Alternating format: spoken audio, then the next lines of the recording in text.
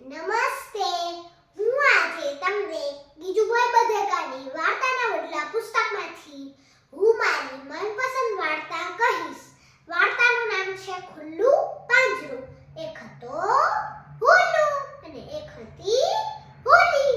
હોલું તો દરરોજ રાજાને ઘેર ચડવા જાય અને હોલી તેને ના પાડે અને કહે કે રાજાનો કુંવર લાડકો છે, તે રમવાની જીદ કરશે ને તો તે તને નહીં જવા દે અને તે તને પાંજરામાં પકડી લેશે.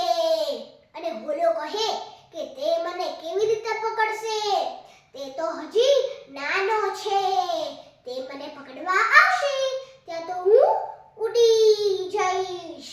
એક વખતની વાત છે. હોલો રાજાની ઘેર ચડવા ગયો અને રાજકુંવરે તો જોયું કે અહીંયા તો હોલો ચડવા આવ્યો છે અને તેને તો ખરેખર રમવાની જીદ કરી અને રાજાએ હોલાની પાંજરામાં પકડી લીધો.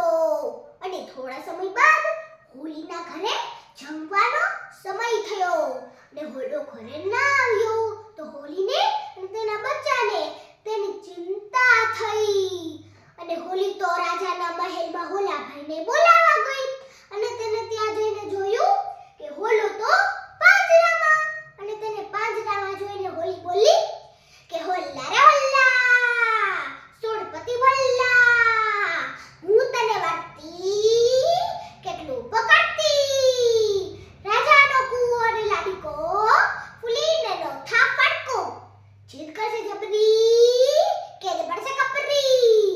હોલ્લાએ જવાબ આપ્યો, હોલ્લી રે હોલ્લી, ચિંતા કરવા ભલ્લી, તું ઘરે જને છોકરા સંભાળને.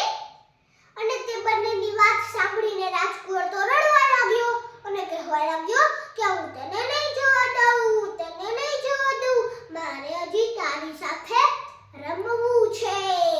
અને થોડા સમય બાદ હજી હોલો ઘરે ના આવ્યો તો હોલીને અને તેના બચ્ચાને તેની વધારે ચિંતા થઈ અને હોલી તો ફરીથી રાજાના મહેલમાં હોલાભાઈને બોલાવવા ગઈ અને ત્યાં જઈને બોલી કે હોલ્લા રે હોલ્લા, સોળપતિ ભલ્લા, હું તને વાર્તી કેટલું પકડતી, રાજાનો કુંવર લાડકો ફૂલીને નો થા ફટકો, જીદ કરશે જબરી કે પડશે કપરી. હોલ્લાએ જવાબ આપ્યો, હોલ્લી રે હોલ્લી, ચિંતા કરના ભલ્લી, તું ઘરે જને છોકરા સંભાળને. તે સાંભળી તો હોલી ઘરે વહી ગઈ અને તે બંનેની વાત સાંભળીને રાજકુંવર તો પાંજરા લઈને આખા મહેલમાં દોડવા લાગ્યો અને કહેવા લાગ્યો કે હું તને નહીં જવા દઉં, હું તને નહીં જવા દઉં, મારે હજી તારી સાથે રમવું છે. કેમ કહીને પાંજરાને ત્યાં અટારી ઉપર મૂકી દીધું અને થોડા સમય બાદ રાજકુંવરની નજર તો પાંજરા ઉપર પડી કે પાંજરાનો દરવાજો તો ખુલ્લો રહી ગયો છે અને તેને તેની ભૂલ સમજાણી અને તેને મનમાં વિચાર થયો કે પાંજરાનો દરવાજો તો ખુલ્લો રહી ગયો હતો છતાં પણ હોલો કેમ ના ઉડ્યો હોય. અને તે બોલ્યો કે લાવને આનું કારણ હોલાભાઈને જ પૂછી જોઉં. અને તે હોલાભાઈ પાસે ગયો અને કહ્યું કે હોલાભાઈ, પાંજરાનો દરવાજો તો ખુલ્લો રહી ગયો હતો છતાં પણ તમે કેમ ના ઉડ્યા. અને હોલો કહે કે તારે મારી સાથે રમવું હતું ને એટલા માટે હું ના ઉડ્યો.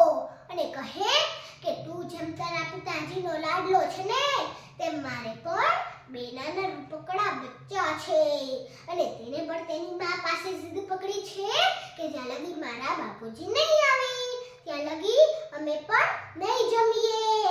અને તેના બચ્ચાનું નામ સાંભળીને તો રાજકુંવર રાજીના રેડ થઈ ગયો અને રાજકુંવર હોલાને કહે કે હોલાભાઈ, તમે તમારા બચ્ચાને અહીંયા દરરોજ રમવા મોકલશો ને તો હું તમને જવા દઈશ અને રોજ જમાડીશ. અને હોલો તો રાજકુંવરની સામે વચન આપીને કહે છે કે કેમ નહીં, જરૂર, હું કાલથી મારા બચ્ચાને અહીંયા દરરોજ રમવા મોકલીશ. તે સાંભળી તો રાજકુંવરે જીના રેડ થઈ ગયો અને રાજકુંવરને તેવો હસતો જોઈને રાજા રાજકુંવરને પૂછે છે બધો ખુશ કેમ છે? અને રાજકુંવર કહે